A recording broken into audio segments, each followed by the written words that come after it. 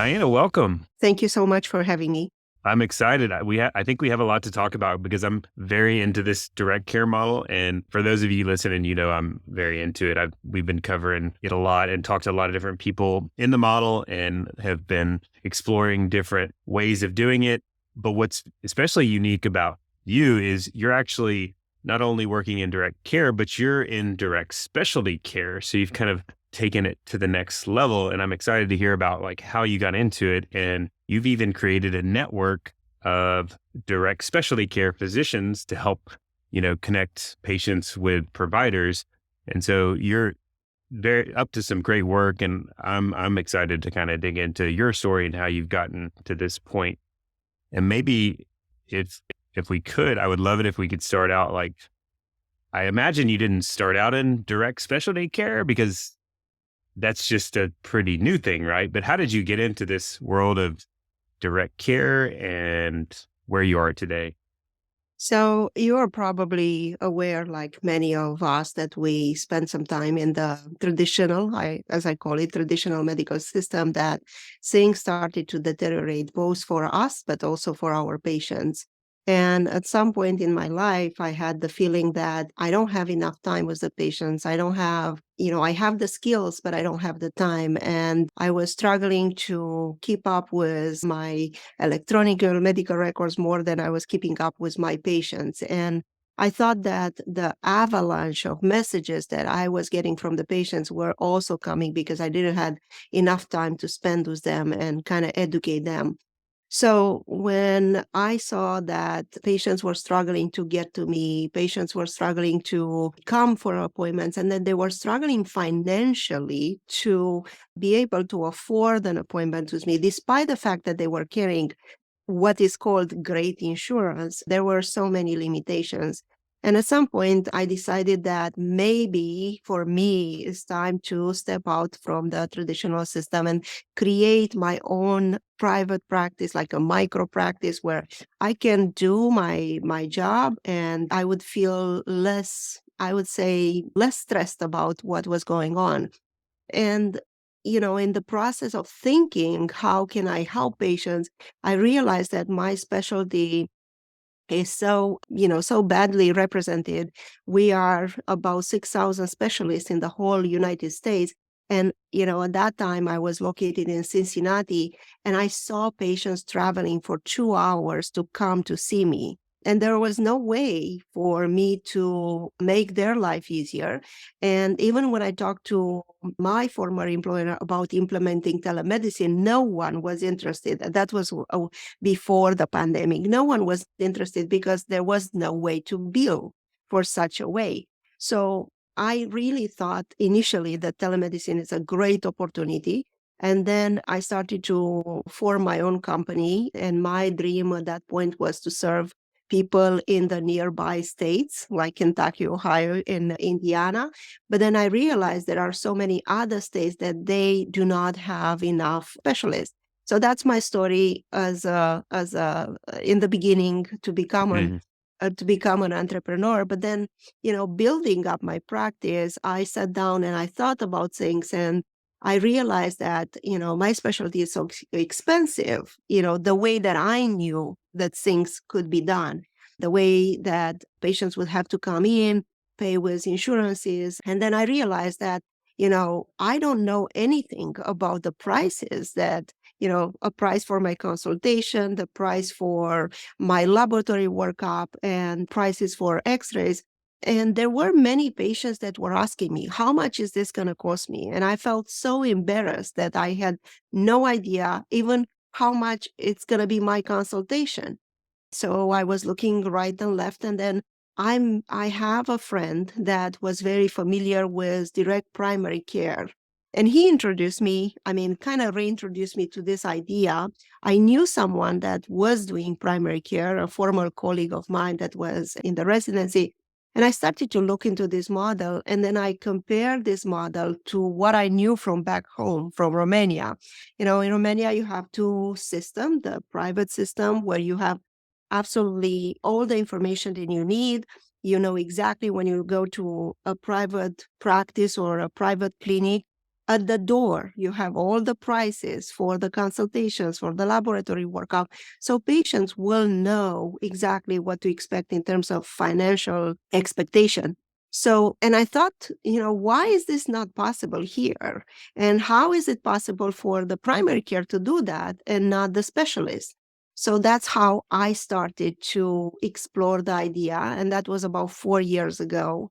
And then little by little, as a very good friend of mine said, I started to realize that specialists can do this, can be in direct care.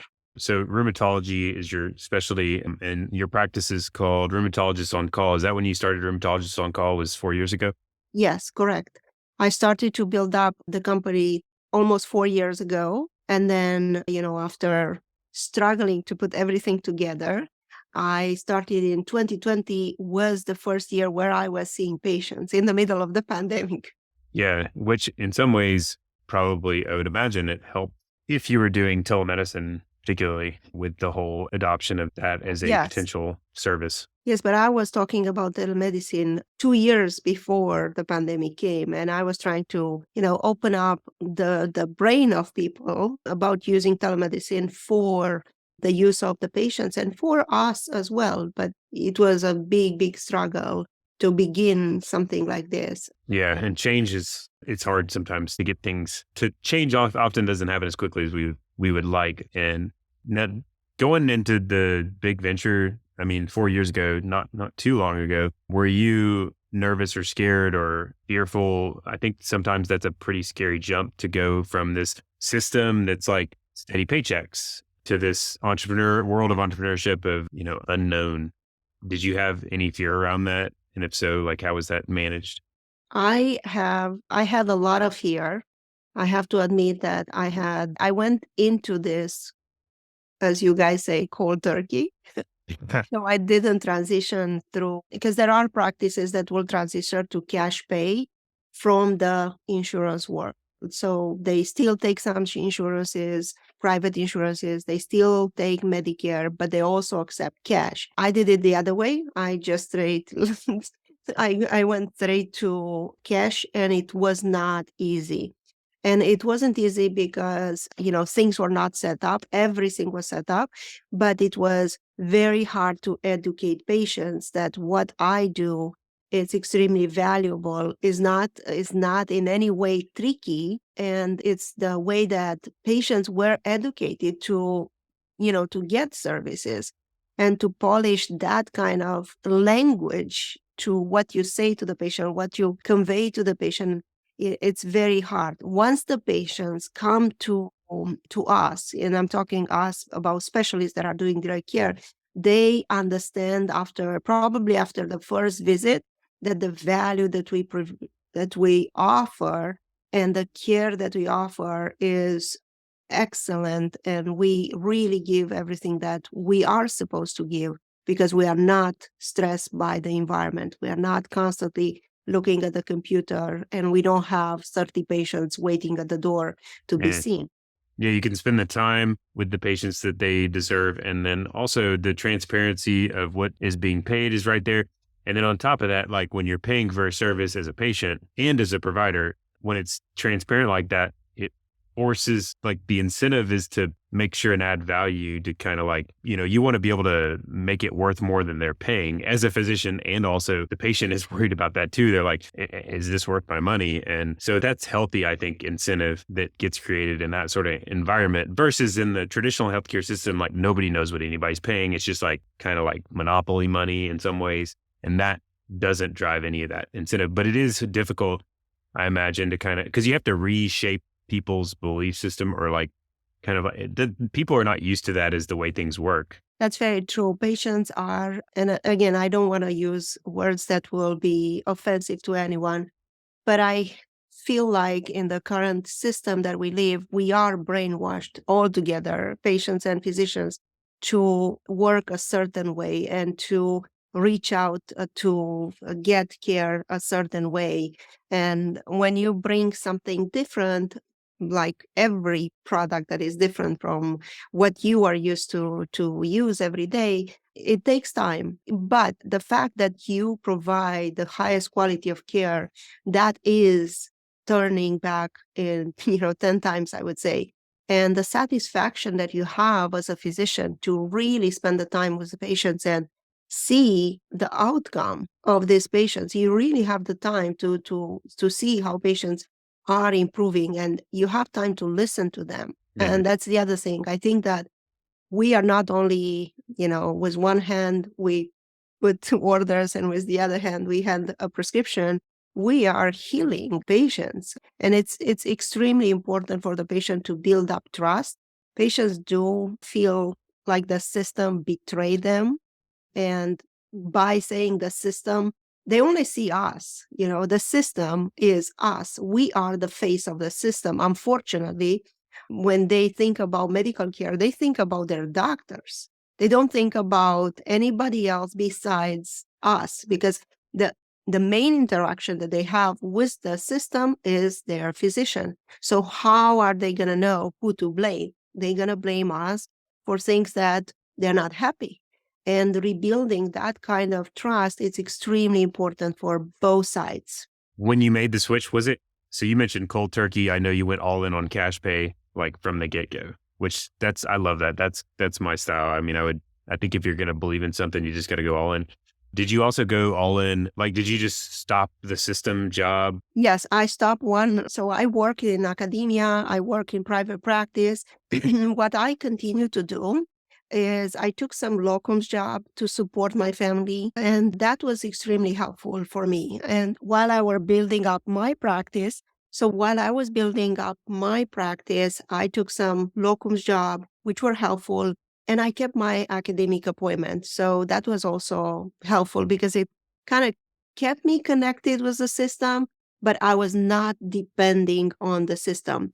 Now, for those physicians that are interested to jump into direct care, they also have to be prepared to find side gigs, I would say, to support their income, because that takes some time until you build up a practice that is viable and is able to provide you the paycheck that we are used to.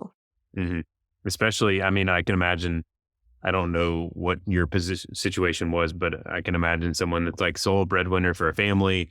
And in that instance, it's like literally like you got to have some level of income. And so that baseline income, that's very high priority, important. I remember when I started my business, like that was like number one priorities. Like I always would say, like, first thing was break even. And when I described break even, I meant like paying the business's bills and not paying me. And then Yes, second phase was like, feed the family, you know? And that was like a pretty big accomplishment is like, we're feeding the family. We're doing good. And then, beyond that, it's, all the other stuff. But I think there's also financing. People can get financing to help with things like that and have nest definitely, eggs. but many things you can figure out by yourself. I'm sure we are very, very smart people. And there is also something about physicians. We are very, very, I would say we once we want something, we go for it. We Yes. work hard and we use all our resources to figure out things. It's Mm, not easy to figure out finances, but it's not something that you cannot do. And as you said, don't expect to pay yourself. Probably the first 6 months, I didn't pay anything, any dollar to my pocket, but I pay everybody else. And I was so happy that I was able to pay everybody else. I had my husband to support my family, but the fact that I didn't take any money from my pocket to put into the business, that is also, I think, an accomplishment. hmm. Yeah. And it can be scary, but it's kind of like one of those good, scary things. Like you get a little nervous about it on the front end, but it's like a healthy fear. And that's the kind of thing you lean into. And it's typically good for you, but it is a little scary. Was it like something that was paralyzing at any point? Did you ever like struggle with the fear, or did you have that same sort of description I described? Like, did you kind of lean into it and you're like, this is healthy? I had moments when I said to myself, this is very hard. I cannot handle all of this. But at the end of the day or the next day, I woke up and I said, no, I started on this road Got and this. I'm going to continue with this. It's not easy. It's not supposed to be easy. Right. and I kind of took that as learning opportunities. And I really want people that are engaging into this to understand that, we in the medical world, we only see the medical world, but we should look outside of the medical world, talk to people from outside, learn from them, and understand that the challenges that you have, everybody has, probably in every business. It's not like we are unique. We do face some unique challenges because of the mentality that is training us, and is kind of shaping the mind of the patients that they can only get care with an insurance card. But in the current system, once the patients see that they do not have access to medical care when they need it, they will look for options. What is Hmm. happening in nowadays is patients are actively looking for options for finding a physician, or finding cheaper medications, for example, or a way to pay for their procedures. They are actively looking. And that's why you see all these huge companies like Amazon, and, the independent pharmacies like Mark Cuban Pharmacy. They are showing up because they know there is a huge interest towards cash pay. Hmm. Yeah, and when everything gets all stirred up like it is now, that's when all these opportunities come about, and that's where things like, I mean, direct care, I see as big time expansion potential as all this stuff gets stirred up, and people are going to be frustrated. The more people that are like frustrated with the system, they're looking for alternative. I mean, that's already happening, but people are still. I think a lot of people in the system, or even patients, are still kind of like stuck in it and don't really see another way. I'm curious, when you made the jump, did a lot of your colleagues or people around you, did they kind of give you the sideways stare and they're like, "Are you sure? Like what? Explain that again?" A lot of them were confused about what I was doing. And, I believe that's absolutely normal. Yeah, And a lot of them today are calling me to ask me, how can I do this? right. And you're like, "I'm doing it." Yes. And, there are still people that are asking me, how is this possible? I never thought this is possible. And you probably, they're probably right, because you don't think about options until you're really in that point, that breaking point, that you want to change something. You understand that you either accept it, or you should work to change things. So how is it working? Is it, I mean, I know I get the feeling that you love what you do. Like that kind of is conveyed just from how you talk about it. And I think that's fantastic versus a lot of people in healthcare are kind of the opposite end of the spectrum. They're not excited at all about work. But beyond that, like, how is it going? Like, is it financially going well? Do you feel like, sustainable business model in specialty care, and even more so than the traditional model? Or what are your thoughts on like the state of it at this point? It's still pretty early. I think it's very early for me to take conclusion or draw conclusions at this point. What I can tell you is that it is working, and Mm, it is extremely rewarding, both for me as the physician and for my patients. What people that come to me will say is that they are very, very grateful for the time that I spend with them, for the information that I share, for the care that I give. And I can tell you that I'm sure I'm not doing anything different from what I used to do, but it was at a speed up level that people were not having time to digest that. And I was not having enough time for my patients, that's for sure. Now, if you want to become a millionaire in the first year or the first couple of years, I don't think that is possible. And I don't want people to have that kind of expectation.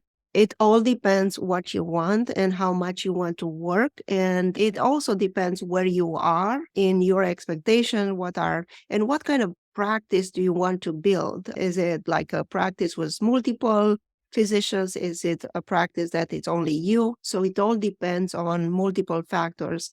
But it is doable, and it is something that will bring a lot of reward on both sides. mm. It doesn't seem like many direct care physicians are burning out. In fact, I think they're like super jacked about, they're very excited about the work that they do, which is such an interesting I wonder if there's a statistic on like burnout among direct care physicians. I would imagine it's like zero or low or whatever. I don't think we have statistics yet, but every single one that I talk to, they are not complaining about burnout. Every single one. Even the specialists that they are doing direct care, they will relay the same thing. Now, because you mentioned about the vibe that I send out, this is something that I'm told all the time that my optimism is contagious, and everybody that talks to me, they want to do it. And I think that it is very important to give that kind of vibe, especially when you have transitioned through that and you can tell people that it's possible to be done. And we as physicians, we lost hope. Unfortunately, we are stuck like our patients. So it is important to have this kind of community that I started to build a few years ago, where people come in, they learn about it, they ask questions, they get support also from physicians that are doing it. And I think that we as physicians, we unfortunately we lack that ability to connect and to support each other, and we should do that because Mhm. everybody outside of the medical system, they have their own communities that they support each other. Even the nurses, they have community that support each other. The nurse practitioners, they have a huge community that they support each other. So we as physicians, we should unite and we should help each other as well. So you created the Direct Specialty Care Alliance. And speaking of communities, and was that prompted you to do that? At what point did that happen? How did that play out? I'm curious. About 3 years ago when I started, I was so eager to find people like me or to find someone like me to share experiences, to ask questions. And initially, I went towards the direct primary care community, but I understood there are some differences there. I was not able as a specialist to offer everything that primary care is offering. And although I'm board certified in internal medicine, I could have done that. And I know specialists that will do both internal medicine and their specialty. So that's a possibility for people that are considering that. But I wanted to remain the specialist. And I understood there are differences. And I was actively searching for people that will do what I do. And I started to find a few, but it was very hard to identify people. So I put together a Facebook group and I said, okay, if you want to practice direct care, or if you are a direct care specialist, come here. Let's unite our forces. Let's share our experiences. Let's learn from each other. And that's how it started. Today, I think there are about 600 physicians in that group. Not all of them are practicing direct care, but many of them, they started direct care, and I'm very, very proud of them. They started direct care looking at the resources that we put together. I started to invite all the people that helped me on the way, have webinars, and I was recording that. I put together an online course for other physicians to learn about this. I was getting, I don't know how many calls every week, probably there were at least 5, 6, 7, 10 people calling me to ask questions. And at some point I was Hmm. so busy that I couldn't take all these calls. And the other thing that I realized is that some physicians will do it, but probably 80, 90% will not do anything with the information that I give. And that was, time that I put in and the effort that I put in to explain to them what is direct care.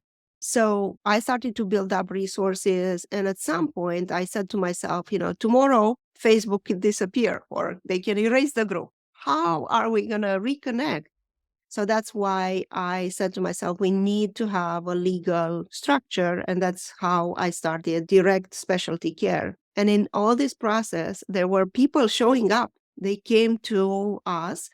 And I said to myself, so I need to create something for these specialists that for other people, even primary care to find us or patients to find us. So I created a map where people can come in, put their practices there to be easier to be found by patients and other doctors. And that, so I've looked the website. I'll link to it in the show notes for Direct Specialty Care Alliance. But there's specialists all over the country, and it seems like I'm curious about the growth. How long ago did you set it up in this formal entity? It's about almost 2 years now. Okay. Has it been, I mean, was it like you and a couple friends at first So or it's me and it was me and another doctor that I was Dr. Kenny. We were talking all along the way about what we should do. Should we do this? Should we do that? We still talk, with others, but we plan to put together much more for the community. And I welcome any help. So far, we Mhm. have been working very hard to build up this community, but I welcome anybody that can help us because it's a lot of work Yeah. outside of my practice. And I really have to take that time to invest into this. Well, it's gotten pretty big, it seems. Do you know how many people are in it now? Right now we have about 60 people on the map, but there are others. We verify everybody that we put on the map because we want to make sure they have a valid practice and we want to make sure that they are direct care. A few practices are hybrid practices where they take Medicare, but they also offer cash prices. But more and more physicians are showing up, more and more practices are showing up every day. So you're seeing the interest. Does it seem like there's momentum growing in the interest level? Yes, the interest is huge. We offer the resources. Of course, there are people that are offering consultancy. I mean, that's not the goal of our community, but important things to know is that we create these resources, we provide this kind of leadership, and we really want people to be independent, physicians led practices to be independent and to grow and offer services. And we also want to connect to each other because if I have a patient that needs another direct care specialist, I have to know where I'm going to send this patient Hmm. because bouncing back the patient into the traditional system, they go through the same process, they go through the same pain. So we are trying to help these patients among us in this community, if it's possible, of course. Hmm. Yeah, I'm sure there's instances where you have to go Of outside that, course. but it seems like, and especially direct primary care is growing. That's been established for quite a while, but I think both of those in tangent will in the future have a ton of growth. I think, like I was saying at the very beginning, like the more frustration there is in the system, the more expansion there'll be in the direct care model. I know you mentioned at the very beginning, one of the challenges you had or continue to have is about educating patients about the new way of doing things, or the different sort of setup that essentially that's marketing, I guess. I mean, like sales and marketing, convincing people that this solution is a better solution for them. Has that changed over time? I mean, I know you said once people got into it or maybe had a visit or two, it seems like they kind of get it and it clicks. But have you seen any shift in the consumer awareness of it? So, yes, consumers and the patients, they do look for options. I can tell you that probably 90% of the patients that I see, they find me. I don't find them. They do find me because they are actively looking for an option.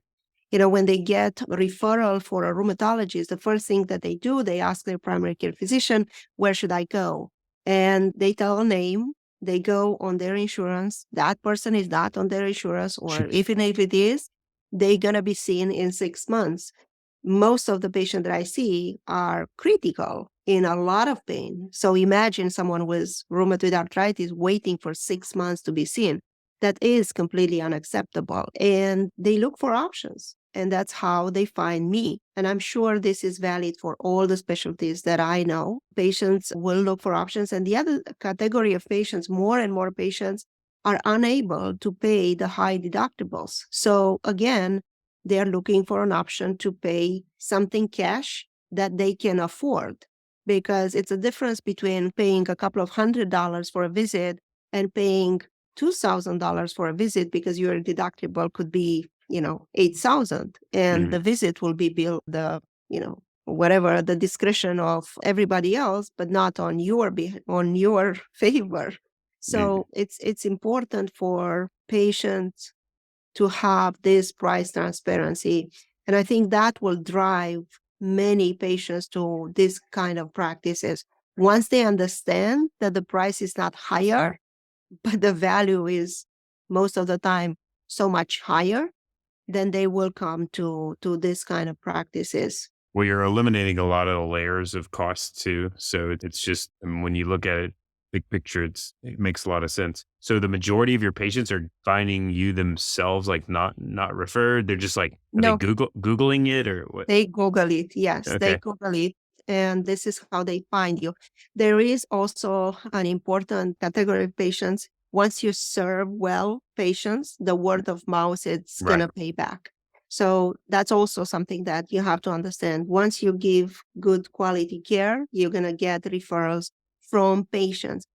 A lot of the physicians in the traditional system will not refer patients to us because their system will ask them to refer into the system. So, although this is not perfectly legal, it's still they are Yeah. still going to Is it? refer in their network, you know.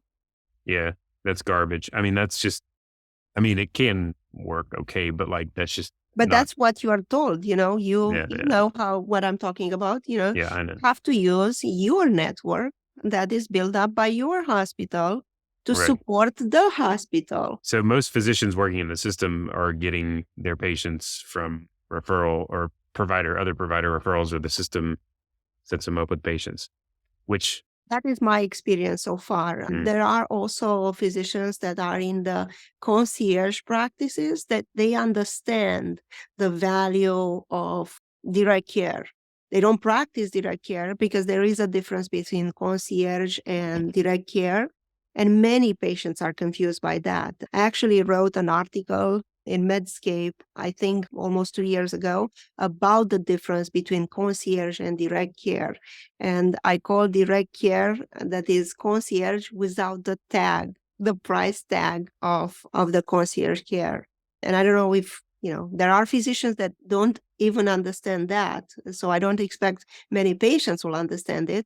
But concierge medicine will still bill insurance, but will also charge an extra fee from the patient to provide access to the patient when it's needed and to speed up the workup. And obviously, they do provide very good care, but they do charge insurances. And direct care, we do not have any contracts with insurance companies. We can use the insurance card, for example, for labs or imaging or for approving medication for the patient, but we do not have any contract with the insurance and we do not charge insurance companies for our services, our consultations, or, you know, even procedures. And we also can offer, like direct primary care, we can offer very transparent pricing for laboratory services, for example, or for imaging studies, because we have contracts, direct contracts. You know, my company has a direct contract with a laboratory service that will give patients very discounted labs. And we share that price with the patient upfront. So the patient will not have any surprises that my labs will cost, let's say, $50. They know that's the price of the lab. Instead of you go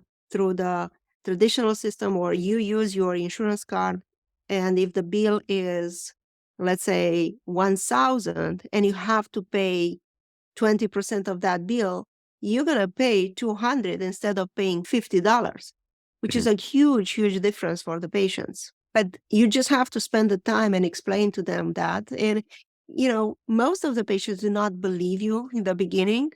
But then when they get the bill from the insurance company, they come to me and they say, "You told me that I'm going to be billed more than $50." And this mhm. is something that we have to work on as physicians. Well, it's promising that people are coming to you. I think that's a very good sign that things are changing when people are looking it up on the internet. I mean, that's just a signal of like people's thoughts and tendencies. The fact that they're looking that kind of thing up, that says a lot, the whole model itself. And I think that momentum will continue, especially the traditional system is not, that I'm aware of, doing much about it. Like the problems are only amplifying and it's going to become even worse. And I think as a patient, I'm like, well, if I need to wait 6 months to get in, and it's really important that I go see somebody, that alone might be prompting enough to be like reaching out and searching. And if I find a solution like yours, it's like, I can see you today. It's like, well, yeah, I'm all over that. Have you noticed though, like I imagine, well, you've already said it. I mean, you're spending more time with these patients, and so you have a lower patient population. Have you had different relationships with those patients, like in the traditional versus in your prior experiences with patients? Have you been able to like be more, personally connected to those patients? I think I will always keep the professional relationship before forming more of a personal relationship, but I do feel that patients feel more personable to me. Yeah, maybe it's the reverse. Yes, I think that they do feel like finally they are not and this is something that I hear all the time.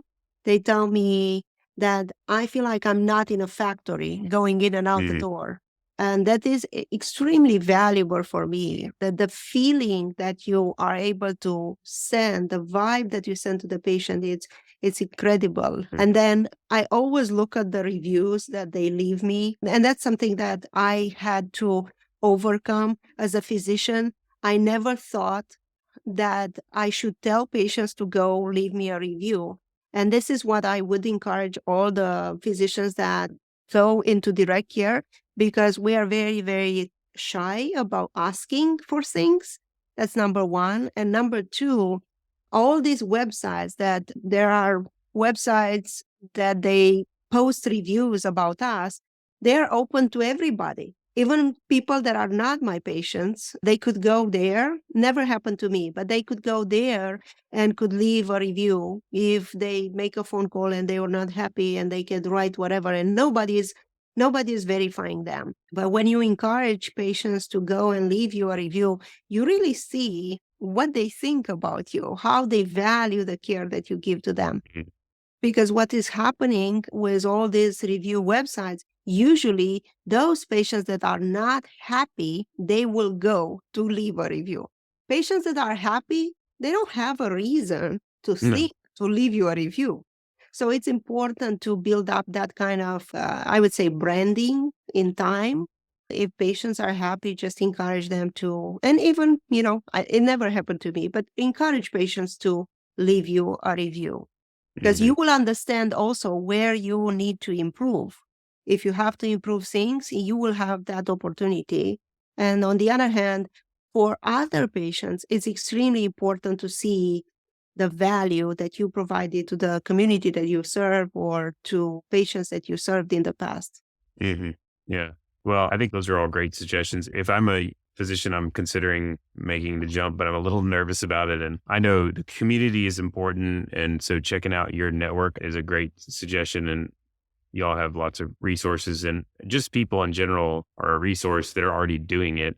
And I remember when I started my business, I'm kind of in like a, unique aspect of the finance business. And it was kind of similar to direct care. And when I started, and I was just like, can I find some people that are doing this way? And finding that was like huge because you get in there and you start sharing ideas and learning from other people. And especially on the internet, that's one of the benefits of the internet. You don't have to like waste their time too much. Just calling you and being like asking questions is kind of time consuming. And maybe I'm not going to actually, like you said earlier, follow up on it. And then you're kind of like, do I really want to take calls from random people? But like the internet, you can kind of like get into communities and read other people's experiences and, learn from those. So I think that's a great starting point. But do you have any other suggestions for people that are considering this big potential career shift Yes. or So if they don't know about it, they should read about it. On this website, dscalliance.org, you're going to find a lot of articles, some blogs that I wrote or other wrote. You're going to find also podcasts that we gave. Start there. I'm also building up a YouTube channel where I invite other direct care specialists to share their story. So the YouTube channel is called Direct Specialty Care Alliance. You just go there and you're going to see all these basically webinars or lectures or podcasts, how you want to call them, where people share their stories. And there are so many lessons in those lectures that you can start there and realize that you are not alone. That's the Mm, other thing, that when I started, I felt at some point like I am alone, I'm a pariah. I am, people were saying, are you against the system? And I was like, no, I'm not against the system. I'm trying to build up something that is parallel to the system, an opportunity for patients, an opportunity for physicians. So I'm not against anything. You just use this opportunity if you need to use it. Mhm. But education is extremely important. And I would start with educating myself before you can reach out to us. There are many physicians. I actually had a podcast recently with one of them that actually sent me a message. I shared some information and he did everything along the way. He watched all the YouTube videos, he took the course online and he understood what it's all about. And 1 year into it, and he's thriving. And I could not believe it. I didn't even know the impact that I had on this physician. Hmm. So he basically followed some simple steps and he figured it out. And when I reached out to him to give us some insights about how his practice is doing, I talked to him. I couldn't believe it, how well he's doing. And then I invited him to give us a podcast. And I didn't even know how much we actually impacted him. Mhm. And that is extremely valuable for all of us that are in this community to see this kind of success story. Yeah, and the cool thing about your networks is you have these specialists. So, a lot of people, I hear this a lot, especially since I've been talking about this. It's like, oh, well, yeah, I'm in a specialty that's like, blah, blah. But it's like, no, well, maybe not. I'm sure that there's instances where it's not really possible. Like, I think like I don't know, like a spine surgeon or something like Of that, course. it's not going to work in that, or it would be difficult. But like, there's a lot of specialties doing it and they're doing it successfully. And so you can check out your network and see actual physicians that are in varying specialties. They're, thriving in their business and, hearing their stories is great too. I'm going to have to check that out. I didn't realize you had the YouTube channel. That's even better when you get to hear people describe their stories. Yes, that's the purpose of this YouTube channel, to first of all to share this idea with physicians, but I also included resources for patients. Like, I'm talking there about what are cash pay doctors, because they don't understand this direct care model. But Mhm. if you tell them cash pay doctors, they understand the concept, or how to find, medications, cheap medications. We have to go to the patient, educate the patient, because ultimately we have to get out of the physician's lounge to the patient. And this is very important because the scope of our practice is to get to the patient. Mhm. And, patients will get to us, but we also have to educate them that they have our door is open. Mhm. Well, Diana, this has been fun. I have enjoyed this conversation and I love hearing what you're doing. It's great to hear the impact you're having. And I'm sure it's been rewarding for you. It sounds like in a lot of ways, you're starting to see some of those like nuggets of the seeds that you're planting and that's always, keeps you going. And so I wanted to say thank you. I really appreciate you coming on to chat with me. It's been a good time. And I would like to appreciate your inviting me, and thank you so much. It's a huge opportunity to be here.